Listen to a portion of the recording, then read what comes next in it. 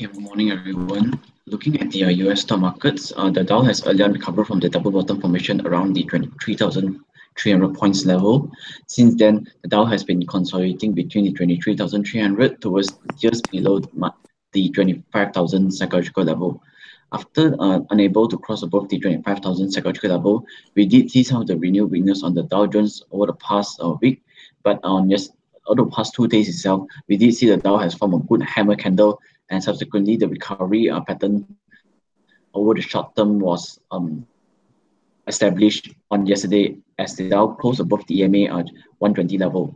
Gains on yesterday or overnight itself was underpinned by the string of stronger than expected corporate earnings from companies like your Facebook and also Amazon. So moving forward, we're expecting the Dow to creep higher towards the previous resistance at around the 25,000 psychological level. Until we can see the Dow close above the 25,000 level, then only we can confirm that this could be a recovery play for the Dow Jones towards the previous peak at the 25,800 or even towards the 26,600 points level. In the meantime, the 23,300 points will serve as the strong defense on the Dow Jones. Similarly, on the S&P 500, we did see the double bottom formation was established on top of the 2550 level on the S&P 500. Since then, the S&P 500 climbed above the 2700 psychological level, but there's lack of follow-through buy interest, and instead the S&P 500 has pulled back. It formed a hammer candle on the past 2 days, and overnight itself, we did see the S&P 500 has get up and subsequently close above the EMA 60 level.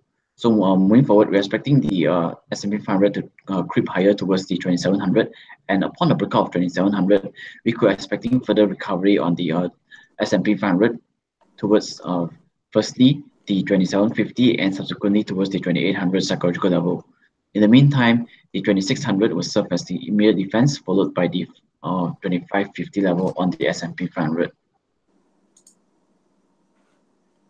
Okay, so on this on the crude oil prices, it continues to trade on a sideways pattern following the recent recovery and recent breakout above the 67 or 66 US dollars per barrel level. We did see the breakout pullback and continuation pattern was established from the 61 or 62. It managed to break out, it pulled back just towards the previous breakout point, and subsequently it continued, it rallied, but we did see the consolidation phase was taking place on the crude oil prices over the past 2 weeks trading period.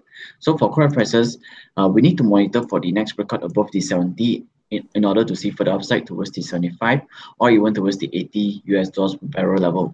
In the meantime, the 66 will serve as the immediate defense, followed by the 62 US dollars per barrel level. All in all, crude oil prices is still forming the higher high and also the higher low formation, implying that the uptrend is still intact on the crude oil prices.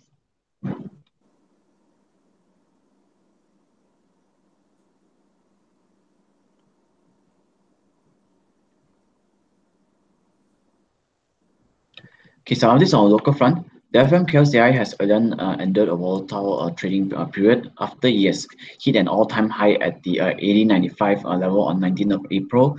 However, we did see the key index has tanked for the next 4 trading days, tanking from the recent peak of 1895 towards the 1850 level, which is about 40 points of losses.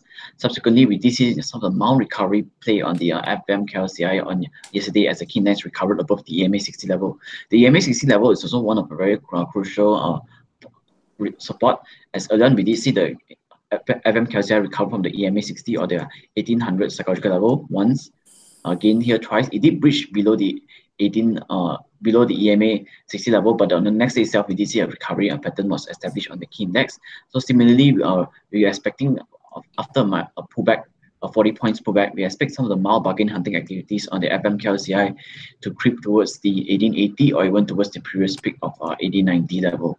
In the meantime, the 1840 will serve as the immediate defense on the FMKLCI. On the lower liners wise, we did see the FM small cap index has then formed the hammer candle, and on the next day itself, we did see the bullish engulfing candle was being formed as the FM small cap index staged a technical rebound towards the 15,200 points. After hitting the 15,200 points, we did see the pullback happens on the FM small cap index, and after 4 straight days of pullback, on yesterday itself, we did see the FM small cap index has formed some of the minor rebound. So for the FM small cap, we're expecting further recovery or further rebound play towards the 15,200 points until we can see a breakout above the 15,200 points. Then this could be the confirmation of the recovery on the FM small caps, forming the higher low and the potentially higher high formation. In the meantime, the support will be located towards the previous low at the 13,700 points on the FM small cap. Some of the stocks that you can watch out firstly will be Gabungan AKRS. The Gabungan AKRS has again retreated from the recent peak of around the 2.16 cents towards the 1.47 cents level. After hitting the 1.47 cents level, we did see Gabungan AKRS has recovered, forming a double top formation on top of the 1.85 cents. After touching the 1.85 cents, we did see the pullback coming in on the Gabungan AKRS, but on yesterday itself, the Gabungan AKRS has formed a good bullish engulfing candle. So in order to see further recovery, we need to monitor to see if there's any follow through by interest beyond the 1.69 cents. Upon the breakout of 1.69 cents over the near term, we are expecting price to trend higher towards the recent peak of 1.85 cents or even towards the 1.98 cents level, with your stop loss point located below the 1.55 cents on Gabungan AKRS.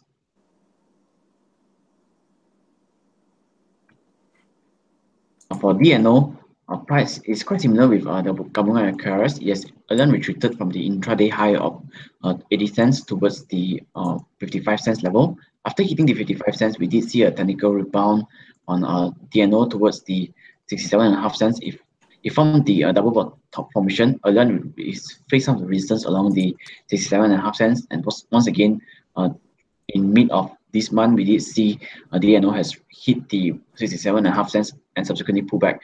And this is a healthy pullback given that the previous recovery play was accompanied by some of the high volumes, a pullback without significant volumes. And recently, on yesterday itself, we did see some of the good recovery on DNO, accompanied by some of the mild improvement in volumes as price closed above the EMA on 9 and also the 20 level. So for DNO, we'll be monitoring for the breakout above these 63 cents. Upon the breakout of 63 cents, we can trade DNO towards the 67.5 cents or even towards the 71 cents level. Your stop loss point, should there be a breakout above the 63 cents, will be located below the 60 cents for DNO. For Ncom, price appears to find some stability along the 47 cents level. Earlier on, we did see a bullish divergence signal was being formed. Price has been forming the lower low formation, but the MACD indicator has been forming the higher low formation. And since then, we did see the Ncom has made a good breakout above the 54.5 cents. After the breakout above the 54 cents, it staged a healthy pullback, forming a breakout pullback. Continuation pattern was established on Ncom above the 58 cents. Following the breakup of the 58 cents, we're expecting Ncom to trend higher towards the 63.5 cents or even towards the 67 cents level. Your stop loss point will be located below the 55.5 cents level for Ncom. Given that the RSI is really quite overbought right now, any pullback will be a healthy pullback towards the 58 cents for us to accumulate. For the DNONs, our price has recovered from the recent low of 27 cents level. After hitting the 27 cents, we did see a mild recovery play, but the DNONs has rejected the EMA 20 level, EMA 120 level, and subsequently consolidated over the past 1 month trading period, with some of the high volumes being traded. So this could be the accumulation stage on DNONs that we're going to monitor for the breakout above the 33.5 cents. Until we can see a breakout and a closing above the 33.5 cents, then only we can confirm that DNONs could be heading higher towards the 36 cents or even towards the 38.5 cents level. Your stop loss point will be located below the 31 cents for DNONs. Following yesterday's gap up formation with some high volumes, we are also seeing the MACD indicator has already turned green, whereas the RSI continues to maintain its stance mostly above the 50 level over the past 1 month trading period. Last two companies for today, firstly will be HLT. HLT has again formed some of the resistance along the 35 cents level. It formed a double top formation on top of the 35 cents, and subsequently price of reverse is positioned towards the 22 cents. After hitting the 22 cents level on several occasions, we did see that HLT has experienced a short-term breakout above the 25 cents level yesterday, accompanied by some of the rising volumes being traded on HLT. Everything on the indicators wise, everything appears to be quite positive right now. As you can see, the MACD indicator has been slowly forming the higher high and so the higher low formation. The MACD line has really closed above the zero level, just that the RSI is approaching the overbought position. If you look at the weekly chart, it's certainly giving us a good bullish engulfing candle. After the recent pullback, we did see a healthy consolidation phase, and subsequently the bullish engulfing candle was being formed on the weekly chart as price closed above the 25 cents.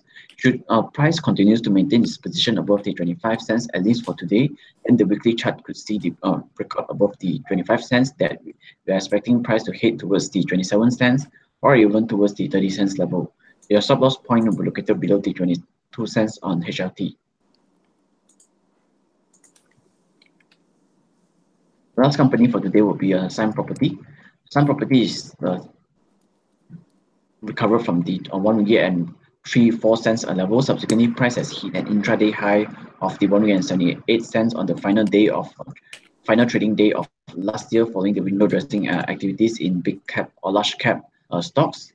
After hitting the 1 ringgit and 78 cents, price subsequently pulled back and traded on a sideways pattern over the past 2 months trading period between the 1 ringgit and 34 cents and also the 1 ringgit and 47 cents level. So in order to see further upside for Sign Property, we need to monitor for the breakout above the 1 ringgit and 47 cents for us to target the 1 ringgit and 64 cents or even towards the 1 ringgit and 78 cents level.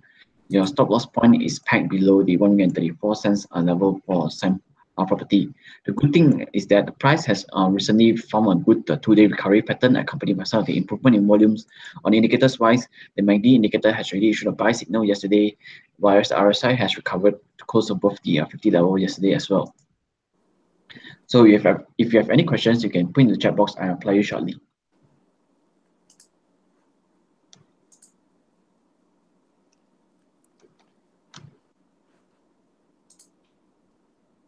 There's one question here from JB on Maybach. Maybach is still on a downtrend formation as price is still forming the lower high and so the lower low formation. The EMA 9, 20, 60 and 120 is still in line. So for Maybach, price appears to find some of the recovery on top of the 60 cents level. It staged a technical rebound. So for Maybach, in order to see further upside, we need to monitor for the breakout and the closing up above the 68 cents with high volumes in order for us to trend to see a further technical recovery towards firstly the 73 cents and subsequently towards the 79.5 cents level. With your stop loss point, should there be a breakout above the 68 cents, will be located towards the 65 cents level for Maybach. So until we can see a breakout above the 68 cents, then we can confirm for the recovery play. If price could not break out above the 68 cents, then it could be just trading on a sideways or the range bound between the 60 cents towards the 68 cents level.